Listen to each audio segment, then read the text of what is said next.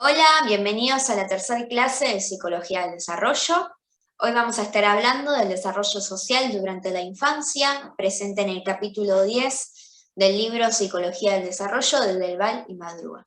Durante esta clase vamos a ver los distintos tipos de relaciones presentes en el desarrollo social de las personas. Bien, vamos a comenzar por las relaciones familiares. Como leemos en el Power, la familia es uno de los más importantes contextos de socialización y desarrollo del niño. Esto quiere decir que todos los valores, conductas, formas de ser, formas de actuar, deseos, inicialmente son adquiridos mediante las interacciones que mantienen los niños con sus familiares más cercanos.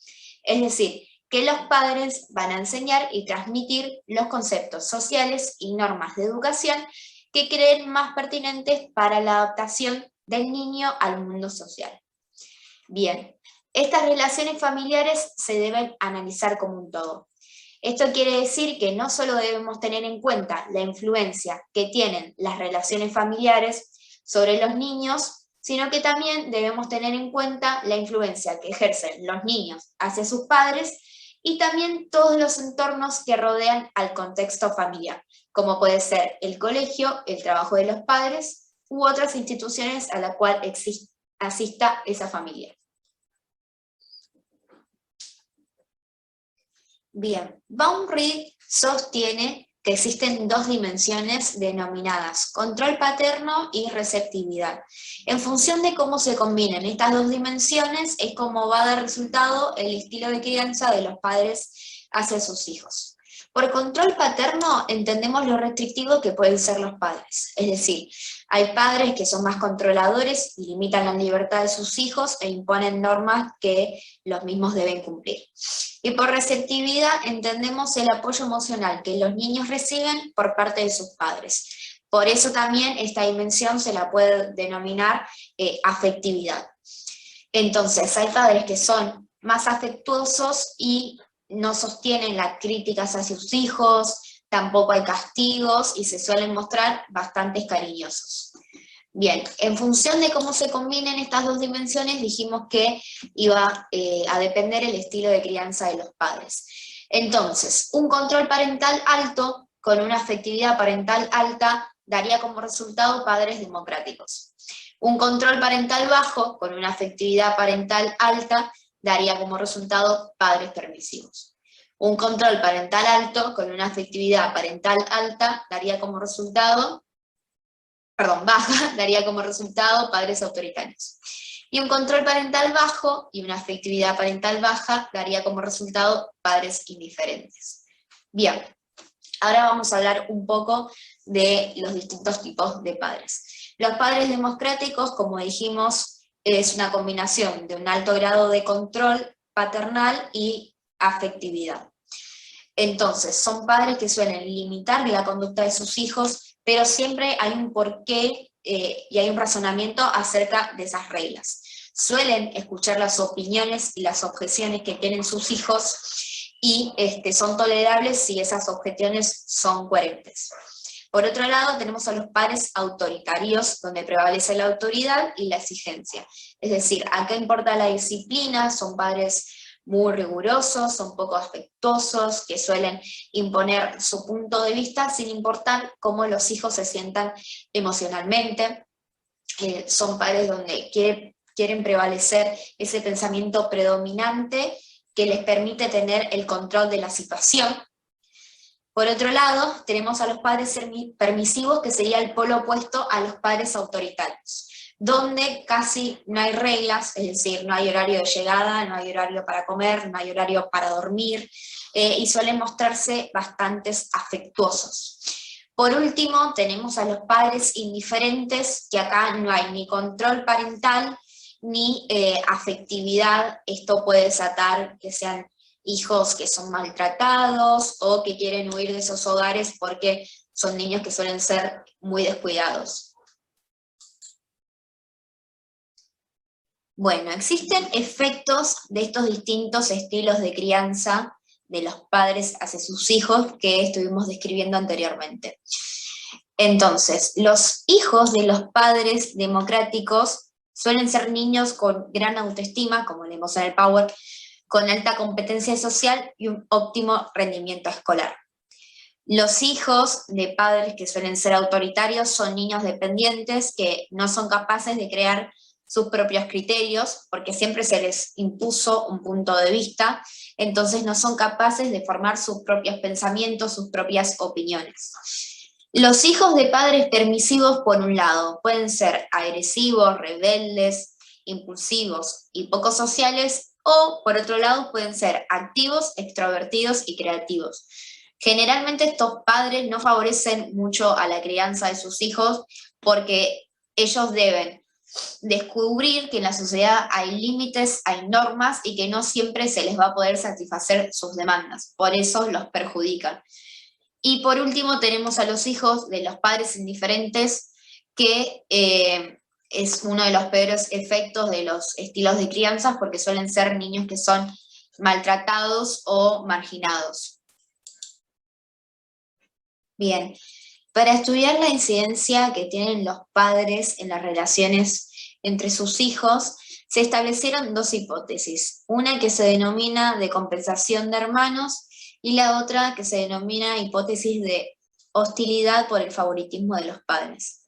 La primera hipótesis sostiene que se desarrolla una relación cómoda, cálida entre los hermanos y que son capaces de ayudarse en diferentes tareas, como por ejemplo las actividades escolares, cuando los padres están ausentes. Acá los hermanos supuestamente pueden sustituir a los padres con tranquilidad cuando estos no pueden hacerse cargo de las funciones de alimentación, de protección o simplemente no pueden asumir la responsabilidad del cuidado parental.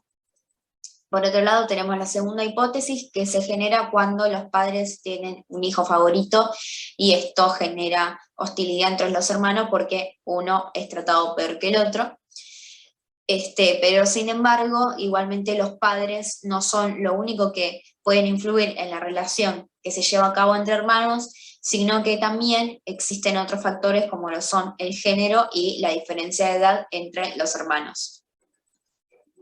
En el capítulo 10 también se preguntan si pueden los hermanos sustituir a los padres. Y hay un autor que se llama Brian que sostiene que a veces los niños buscan a sus hermanos más grandes para hablar de ciertos temas emocionales como son sus preocupaciones, sus tristezas, sus enojos, en vez de acudir a sus padres. Y así llega a clasificar las verbalizaciones que los padres o los hermanos mayores muestran cuando hablan con sus hijos o hermanos más pequeños. Entonces, tenemos a la estrategia de acción directa positiva, en donde el padre, la madre o hermano intenta instruir a ese hijo o hermano sobre el problema que tiene que resolver. Por ejemplo, bueno, tenés este problema, lo resolvés de esta manera.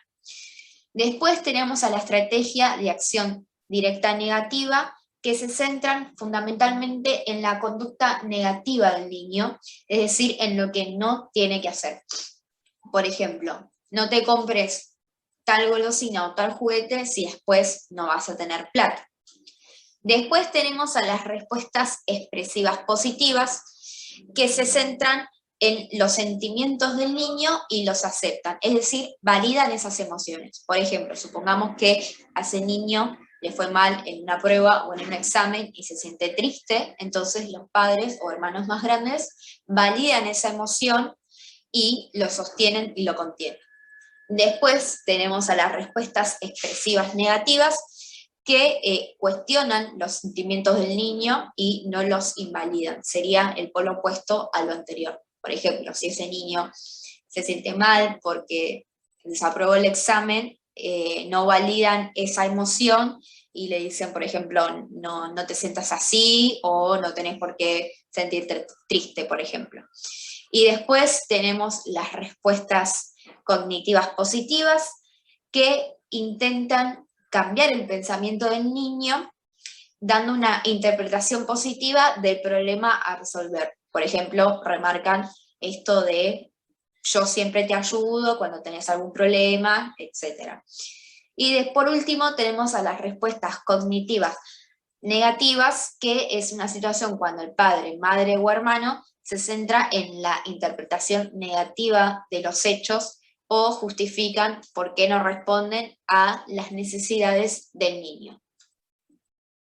Bien, ahora vamos a ver las relaciones de amistad, que como leemos en el Power, la amistad implica una satisfacción psicológica mutua caracterizada por la comprensión de los sentimientos y pensamientos de ambas personas, por el cuidado psíquico y físico entre los seres humanos implicados en la relación, por una comunicación íntima y sincera, por tener unas expectativas de reciprocidad en relación a los valores fundamentales de las relaciones humanas, y por una estabilidad a lo largo del tiempo que trasciende los conflictos ocasionales.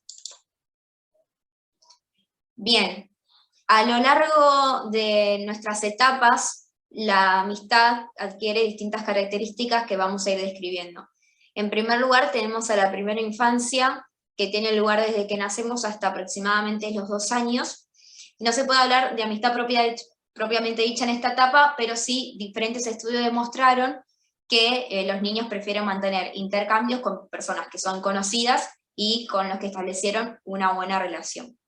Después tenemos la etapa preescolar, que tiene lugar desde los 2, 3 años hasta los 6 años, y donde los niños al momento de pensar en la amistad tienen una visión egocéntrica. No distinguen la propia perspectiva de las de los demás, y también son incapaces de comprender que una misma situación social se puede percibir de otra manera.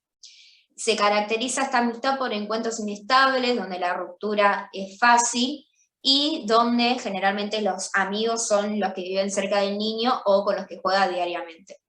Después tenemos la etapa escolar, que va desde los 6 a los 12 años, donde ya hay relaciones de cooperación y de reciprocidad.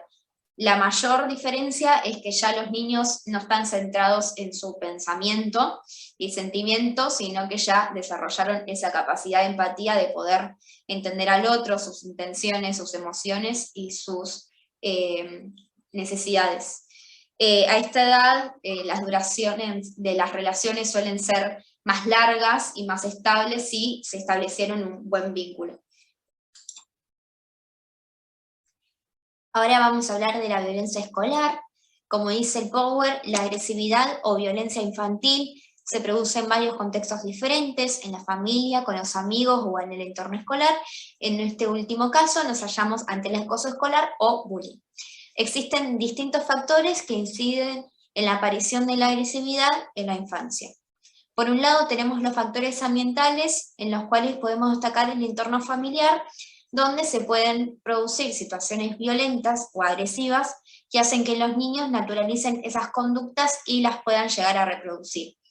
También en los factores ambientales debemos destacar a los medios de comunicación que son portadores de violencia, por ejemplo, en las películas de violencia que pueden llevar a que aparezcan conductas agresivas en los sujetos. Después, con respecto a los factores cognitivos y sociales, existen distintos estudios que informan que los sujetos que son agresivos carecen de estrategias que no sean agresivas en su abanico de respuestas ante algunas situaciones. Y por último tenemos a los factores de personalidad, donde debemos destacar el temperamento. Es decir, nosotros nacemos con un temperamento que en interacción con el medio ambiente desarrolla nuestra personalidad. Y en base a este temperamento pueden aparecer o no conductas agresivas. Ahora vamos a hablar de Infancia en Sociedad de Erikson. En el capítulo 7 de Infancia y Sociedad, Erikson explica su teoría del desarrollo psicosocial y va a decir que la personalidad va pasando por diferentes ciclos que clasificó en 8 edades del hombre o ciclos, y que cada una de estas etapas está caracterizada por un conflicto a resolver. La primera se denomina confianza básica versus desconfianza básica, que tiene lugar desde que nacemos hasta aproximadamente los 18 meses. Las primeras demostraciones de confianza se reflejan en la facilidad de alimentación, la profundidad del sueño y en la relación con sus intestinos, dice. El niño ya no experimenta ansiedad si la madre se aleja. Es decir, Durante esta primera etapa, el niño establece una relación de dependencia con su madre porque es ella la que satisface todas sus necesidades. Por ende, la madre es la que va a propiciar esa confianza que se va generando de a poco, progresivamente. Una vez que se va estableciendo esa confianza, ya no va a experimentar ansiedad si la madre se aleja. Bien, la confianza del niño depende de la cualidad de la relación con su madre y sobre esta se dan las bases para la identidad. La resolución de la confianza básica versus desconfianza básica es una de las primeras tareas del yo. La segunda se denomina autonomía versus vergüenza y duda, que tiene lugar desde los 18 meses hasta aproximadamente los 3 años. Bien, durante esta etapa el niño adquiere la capacidad motriz para desplazarse de un lado al otro. Por eso se dice que el control exterior o el control externo debe ser firme y tranquilizador para que esa autonomía tenga lugar. Entonces, en esta crisis los niños deben lograr ese equilibrio justo entre la autonomía y el control externo. Necesitan aprender qué es lo que pueden hacer, qué es lo que es seguro hacer. Por eso también durante esta etapa aprenden a decidir, a elegir también en base a sus intereses. Uno de los logros principales durante esta etapa es el control de esfínteres, que le va a permitir también lograr cierto grado de autonomía al ir al baño solos. Otro logro importante es el lenguaje. ¿Por qué? Porque cuando ellos pueden expresar qué es lo que quieren, qué es lo que desean, también logran cierto grado de autonomía. Bien, tenemos la iniciativa versus culpa que tiene lugar desde los 3 hasta aproximadamente los 6 años, donde los niños se empiezan a mostrar muy curiosos, tienen interés de relacionarse con otros niños, de poner a prueba sus habilidades, sus capacidades. Se desarrolla el sentido de la iniciativa porque persiguen nuevas metas y hacen un balance entre lo que tienen permitido hacer y lo que no tienen permitido hacer. También se desarrolla esta capacidad de conquistar los espacios y también de conquistar su propio cuerpo para su beneficio y por placer. Bueno, como vemos en el Power, el niño se encuentra activo en movimiento, hay un deseo de conquistar los espacios, como dije recién. Se desarrolla la iniciativa al intentar cosas nuevas y no se deja abatir por el fracaso. Además, aparece la culpa que está en relación a esta iniciativa, está en relación a estas actividades de conquista, porque estas actividades de conquista son experimentadas con placer y muchas veces son reprimidas por los progenitores. El siguiente es industria versus inferioridad, que va desde los 6 años a la pubertad, donde la situación productiva gradualmente reemplaza los caprichos y el deseo de jugar. Como dice en el Power, el principio del trabajo le enseña el placer de completar el trabajo mediante una extensión sostenida. Muestran un mayor interés por el funcionamiento de las cosas, intentan llevar actividades por sí mismos, con sus capacidades, con sus habilidades y conocimientos. En esta etapa es importante la estimulación positiva por parte de la familia, por parte de los pares y por parte de la escuela. Desarrolla un sentido de la industria, esto es, se adapta a las leyes inorgánicas del mundo de las herramientas. El sentido de la industria es la capacidad de poder trabajar con los otros. Bien, después tenemos identidad versus confusión de rol, que tiene lugar desde la pubertad hasta la adultez temprana. Es una etapa donde se pone en duda aquello todo en lo que se confiaba, las habilidades, los conocimientos, las experiencias. Es el fin de la infancia, y al adolescente le preocupa la imagen que los demás tengan de ellos mismos. De a poco se va a empezar a separar de sus padres para juntarse más con sus amigos, con sus pares. Va a pensar de qué va a trabajar, qué va a estudiar, en dónde va a vivir. De a poco va afianzando su identidad. Es normal, igualmente, que en esta etapa haya confusión acerca del rol, acerca de su propia identidad, pero si logra pasar esta etapa con éxito, va a constituir una identidad firme.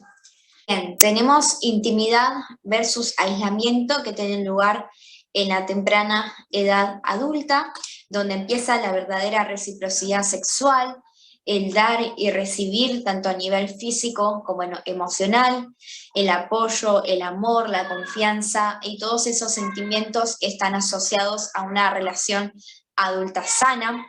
Por el contrario, el aislamiento significa sentirse excluido de las experiencias de intimidad de la pareja, y esto puede llevar, por ejemplo, a sentimientos de soledad, aislamiento social, de no participación. Bueno, durante esta etapa se desarrolla la verdadera genitalidad, el adulto está preparado para la intimidad. Bueno, como dijimos antes, el peligro de dicha etapa es el aislamiento, es la etapa donde hay una disposición del adulto para fundir su identidad con un otro. Tenemos a la generatividad versus estancamiento que tiene lugar en la edad adulta intermedia.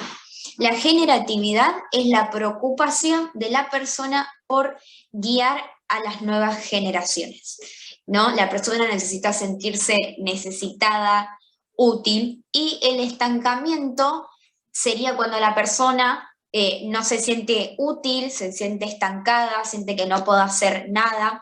Es como una extensión de ese aislamiento del que hablábamos antes, y esto lleva a sentimientos de egoísmo, de codicia, se vuelve hacia adentro, en forma de autointerés, de autoabsorción, y no le importa las generaciones de jóvenes y el resto del mundo. Por último, tenemos la integridad del yo versus desesperación, que ya es el último ciclo, que es la vejez, donde la persona ya cuidó de los demás, aceptó sus triunfos, aceptó sus fracasos, y donde alcanza la integridad del yo, que se traduce como una seguridad de sí mismo, de la defensa del propio estilo de vida, de aceptación de que hay un único ciclo de vida, y donde la muerte ya no tiene ese carácter de atormentador. Y bueno, la desesperación llega si no se alcanza esa integridad y se traduce como un sentimiento de haber perdido el tiempo sin lograr algo concreto. Bien, como decía antes, la integración implica aceptar el único ciclo de vida, la falta de integridad se refleja en el temor a la muerte, y la desesperación aparece si el individuo no logra la integración. Bueno, hasta acá la tercera clase de Psicología del Desarrollo. Vamos a continuar la unidad número 2 en las próximas clases. Les mando un saludo.